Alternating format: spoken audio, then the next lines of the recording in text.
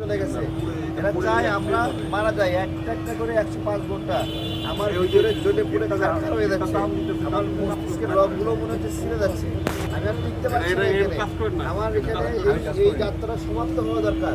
কিন্তু এরা কোনো একটা এজেন্ডা নিয়ে নামছে যে এরা কোনোভাবেই দেবে না নির্বাচনের প্রার্থী হতে এবং আমাদেরকে এই বঞ্চিত করবে।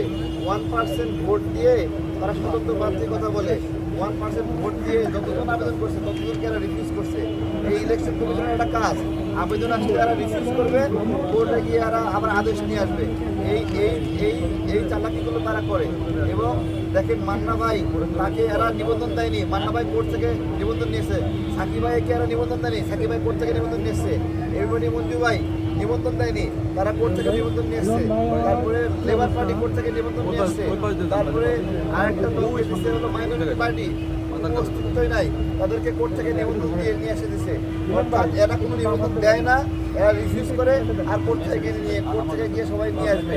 আমাদের ক্ষেত্রেও ওরা বলে যে কোর্টে যান আপনারাও। আমি যে কোর্টে যাবো, কোর্টে যাওয়ার আগে জিজ্ঞাসা করবো কোর্ট যে 10টা লোককে নিবন্ধন দিছে তোমরা দেওনি কেন?